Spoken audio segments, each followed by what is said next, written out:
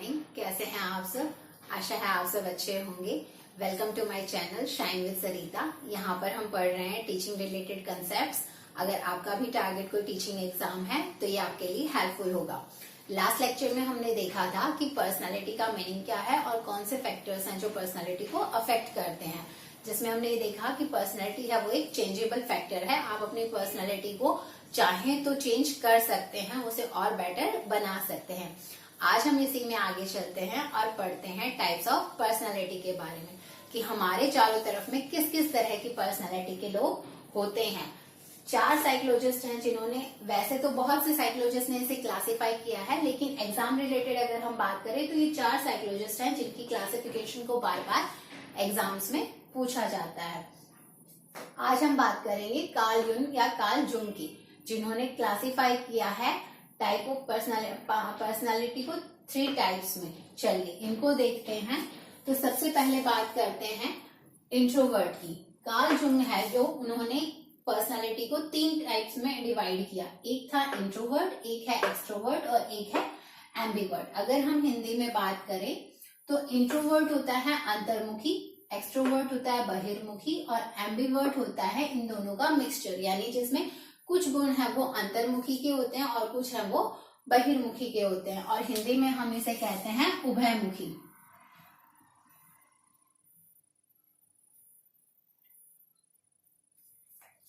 अब एक एक करके हम इन तीनों को समझने की कोशिश करते हैं। तो सबसे पहले बात करते हैं इंट्रोवर्ट की। इंट्रोवर्ट जो है वो एक ऐसी पर्सनैलिटी होती है जो अपने अंदर ही रहती है, यानी आप बाहर से उन्हें जज नहीं कर सकते कि वो कैसे हैं, उनके मन में क्या चल रहा है, वो क्या सोच रहे हैं। यानी बहुत कम बोलने वाले लोग हैं वो इंट्रोवर्ट होते हैं, जो बहुत कम बोलते हैं। जिन्हें जरूरत है तो ही वो आपसे बात करेंगे। आप उनसे 4 सवाल पूछेंगे तब वो आपको उसका हाँ या ना में बहुत शॉर्ट में आंसर देंगे। इसके साथ बात करें तो ये अनसोशल होते हैं, यानी बहुत जल्दी किसी से घुलना मिलना इन्हें पसंद नहीं होता। जिन लोगों के साथ में घुलते मिलते हैं उनके साथ भी इन्हें बहुत लंबा टाइम चाहिए, यानी किसी को जानने के बाद ही कि उस इंसान के साथ घुल मिल पाते हैं। अदरवाइज इन्हें अकेला रहना पसंद होता है। देखा जाए तो ये लोग इंटेलिजेंट बहुत होते हैं। ये ज्यादातर वक्त है वो अपने साथ बिताते हैं पढ़ने में या अपनी किसी कला को उभारने में। आर्टिस्ट जो हैं वो इंट्रोवर्ट में आते हैं। Take time for decisions. अंतर्मुखी या इंट्रोवर्ट जो पर्सनालिटी होती है वो क्विक डिसीजन नहीं लेती। अगर उन्हें किसी भी चीज के लिए डिसीजन लेना है तो वो पहले उसे सोचते हैं, उसके लिए टाइम लेते हैं, ऑब्जर्व करते हैं अपने चारों तरफ और उसके बाद ही कोई डिसीजन लेते हैं। तो ये है इंट्रोवर्ट पर्सनालिटी। एक्सट्रोवर्ट जो है वो जस्ट ऑपोजिट होता है इसकी। गुड स्पीकर्स होते हैं, बहुत ज्यादा बोलते हैं और इसीलिए इनका कम्युनिकेशन है वो बहुत अच्छा होता है। अब अगर बात करें तो बहुत ज्यादा बोलने से या बहुत ज्यादा लोगों के साथ में घुलने मिलने से इनका जो कॉन्फिडेंस है वो भी बहुत बेहतर हो जाता है, बहुत अच्छा माना जाता है। तो ये लोग बहुत ज्यादा कॉन्फिडेंट होते हैं। इनसे आप कभी भी कहीं पर भी कुछ भी बोलने के लिए कहेंगे तो ये हमेशा एवर रेडी रहते हैं। Quick decisions. इन्हें कोई भी डिसीजंस लेना है तो ये चुटकियों में ले लेंगे, ये ज्यादा सोचते समझते नहीं है उसके बारे में। क्विक डिसीजंस हैं वो ले लेते हैं। इसके साथ में अब इन सब क्वालिटीज के साथ में एक और चीज है कि इन्हें हम जल्दी से डिस्ट्रैक्ट भी कर पाते हैं। जो एक्सट्रोवर्ट लोग होते हैं वो बहुत जल्दी डिस्ट्रैक्ट हो जाते हैं क्योंकि उनका ध्यान जो है वो एक काम से दूसरे काम में तुरंत चला जाता है। एक जो सबसे अच्छी बात है सेंटर ऑफ अट्रैक्शन। ऐसे लोग हैं वो सेंटर ऑफ अट्रैक्शन होते हैं, उन्हें पसंद भी होता है। भीड़ में भी आपको ऐसे लोग हैं वो चमकते हुए नजर आ ही जाते हैं। दोनों के अगर हम एग्जाम्पल से समझें तो इंट्रोवर्ट के एग्जाम्पल्स में आते हैं फिलोसोफर्स, राइटर्स या फिर हम कहें तो आर्टिस्ट। ये सब जो लोग हैं ये इंट्रोवर्ट पर्सनालिटी के होते हैं, जिन्हें अपने साथ टाइम स्पेंड करना ज्यादा अच्छा लगता है। जब ये अकेले रहते हैं तो ये अपने आप को रिचार्ज महसूस करते हैं। एक्सट्रोवर्ट की बात करें तो इसमें आते हैं आरजे, रेडियो जॉकी, वीजे, सोशल वर्कर्स, टीचर्स, रिपोर्टर्स। ये सब जो पर्सनालिटीज हैं ये इन प्रोफेशंस में आपको देखने को मिलेंगी। इनकी जो अगर हम बात करें तो ये भीड़ में रहकर खुद को रिचार्ज फील करते हैं। जब ये लोगों से घुलते मिलते हैं तो इनमें एक पॉजिटिव एनर्जी है वो इंक्रीज होती है। तो ये जो 2 टाइप्स थे ये थे कार्ल जंग के अनुसार टाइप्स ऑफ पर्सनैलिटी। अक्सर हम हमारे आसपास के लोगों को देखते हैं, तो अभी जब आप इसे सुन रहे होंगे तो आपके सामने भी दोनों तरह के लोग हैं वो आ गए होंगे। हमारे आसपास कितने सारे ऐसे लोग होते हैं जिनकी इंट्रोवर्ट पर्सनैलिटी होती है तो किसी की एक्सट्रोवर्ट होती है। अब बात करते हैं एम्बिवर्ट की या उभयमुखी की। तो कुछ ऐसे लोग भी होते हैं जिसमें ये दोनों गुण आपको देखने को मिलेंगे। वो बहुत ज्यादा भी बोलते होंगे, बहुत कम भी बोलते होंगे, कभी उनका डिसीजन क्विक होगा तो कभी वो टाइम लेते होंगे। ऐसे लोग जो हैं वो क्या कहलाते हैं, वो एम्बिवर्ट कहलाते हैं। किसी जगह पर वो एक्सट्रोवर्ट होते हैं तो किसी जगह पर वो इंट्रोवर्ट होते हैं। कुछ लोग हैं जो अपने घर में अपनी फैमिली के साथ इंट्रोवर्ट होते हैं तो कुछ अपनी फैमिली के साथ में एक्सट्रोवर्ट होते हैं, जबकि वर्क प्लेस पे वो इंट्रोवर्ट होते हैं। तो ये था types of personality according to Carl Jung या कार्ल जंग। टाइप्स ऑफ पर्सनैलिटी आइंस्टाइन के अनुसार, आइंस्टाइन जब उन्होंने पर्सनैलिटी को 4 सेक्शंस में डिवाइड किया, 2 तो एज इट इज जैसे हमने कार्ल जंग में पढ़ा था सेम है ये, इंट्रोवर्ट और एक्सट्रोवर्ट, यानी एक अंतर्मुखी और एक बहिर्मुखी। इसके साथ साथ उन्होंने 2 और टाइप्स की बात की जो है न्यूरोटिक और साइकोटिक। अगर हम न्यूरोटिक की बात करें तो न्यूरो यानी ब्रेन, दिमाग से जो रिलेट करता है। ये लोग कैसे होते हैं, तो ये न्यूरोटिक आप ऐसे समझ सकते हो कि उनका जो इमोशनल स्टेबिलिटी है वो थोड़ी सी डिस्टर्ब रहती है। कभी वो बहुत एंशियस होंगे, बहुत उत्सुक दिखाई देंगे आपको, तो कभी वो बहुत ही शाय या मतलब शांत आपको दिखाई देंगे। बहुत मूडी होते हैं, तुरंत खुश हो जाना, तुरंत गुस्सा हो जाना, किसी बात पे नाराज हो जाना, इस तरह, यानी जिनकी दिमाग को आप जज नहीं कर पाते, आप समझ नहीं पाते कि इनका स्वभाव है वो किस तरह का है। इसके साथ साथ इनमें जो एक सबसे बड़ी जो क्वालिटी होती है वो होती है गिल्ट फीलिंग। ऐसे लोगों को आप ऐसे जज कर सकते हैं कि अगर कुछ भी गलत होगा तो वो अपने आप को ही ब्लेम करेंगे। न्यूरोटिक है, इसे हम हिंदी में कह सकते हैं स्वयं की विरोधी।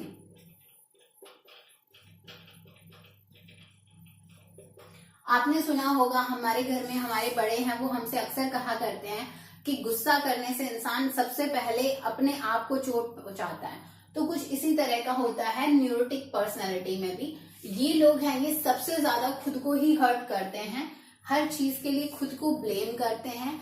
अपना जो आत्मसम्मान है वो इनमें बहुत कम होता है। इन्हें खुद की जो हम कहें ना तो शायद कद्र नहीं होती, या अपने आप को ये उतना जज नहीं कर पाते, अपने आप को हमेशा लो फील करते हैं।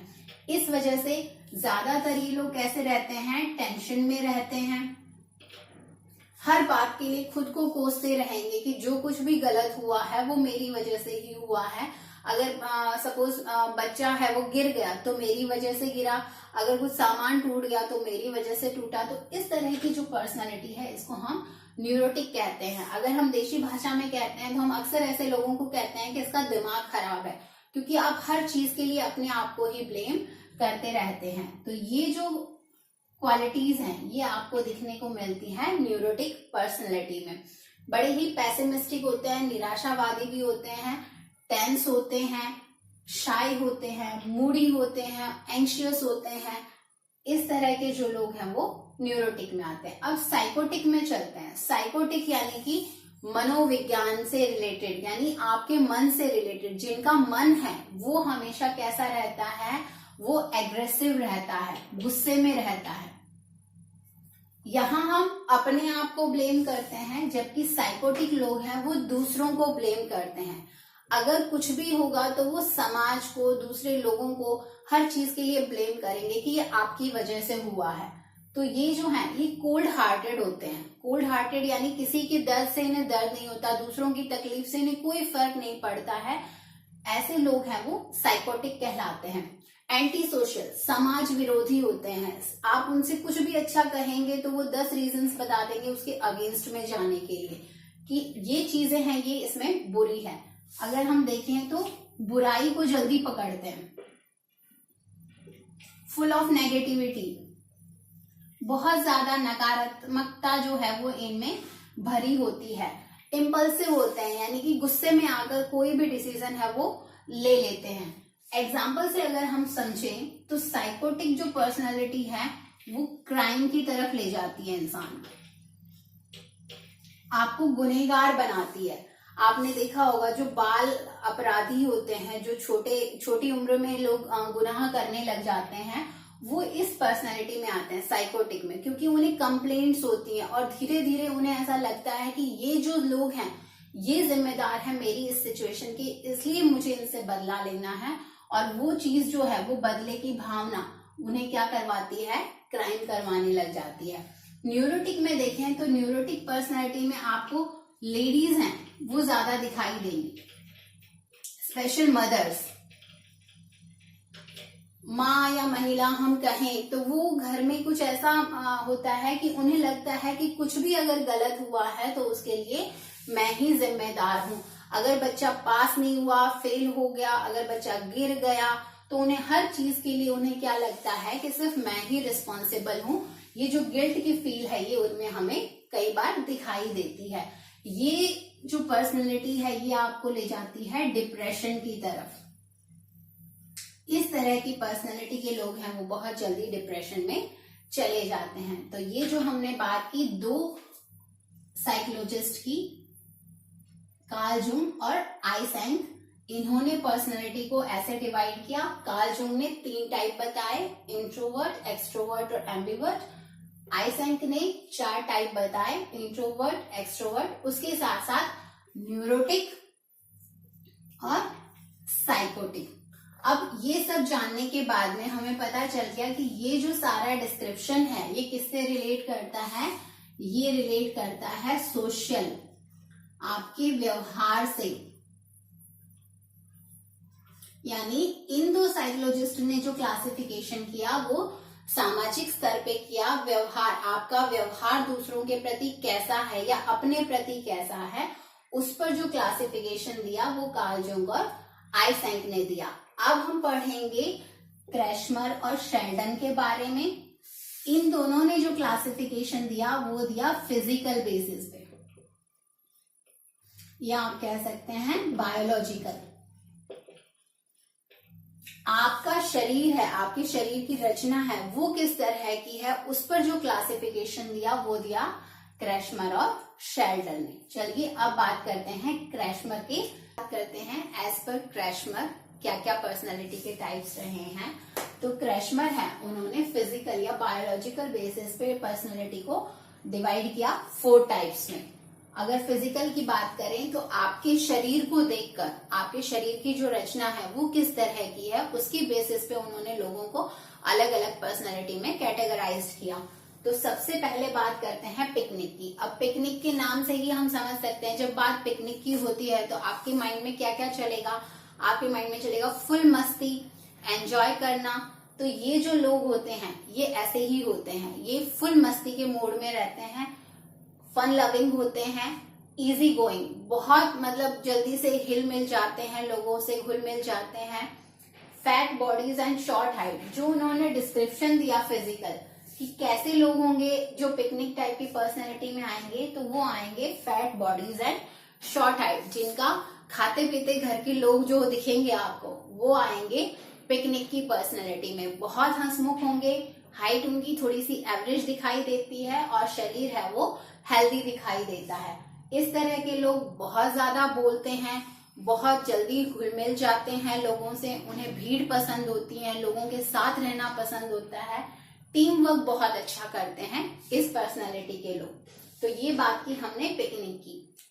अब ये सुन के आपको कौन याद आया, हमें याद आया कार्ल जूंग का एक्सट्रोवर्ट। जो कार्ल जूंग ने पर्सनालिटी डिवाइड की उसमें एक्सट्रोवर्ट जो है वो सेम है पिकनिक से।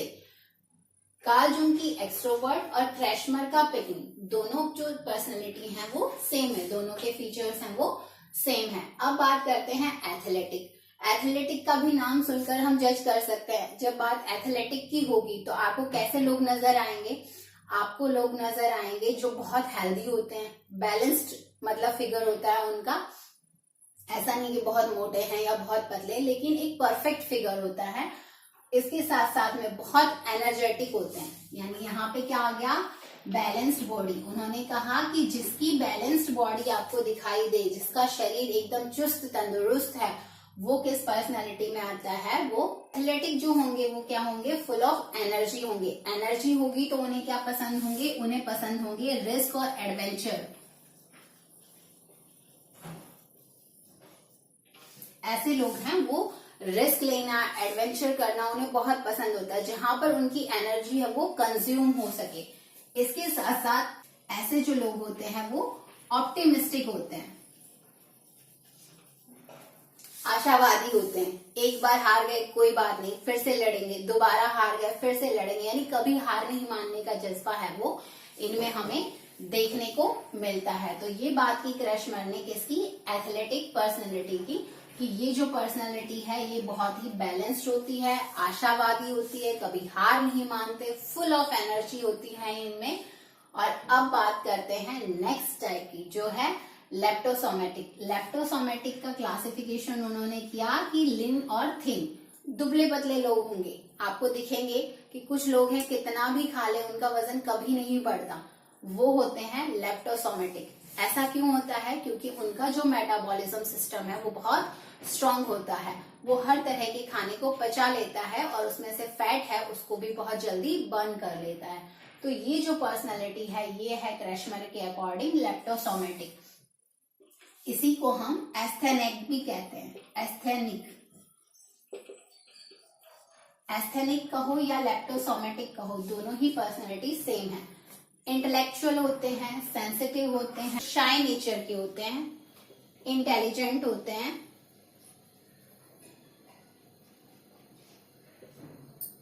लेकिन बहुत कम बोलने की वजह से या अकेले रहने की वजह से थोड़े से क्या होते हैं, पैसिमिस्ट होते हैं, निराशावादी होते हैं।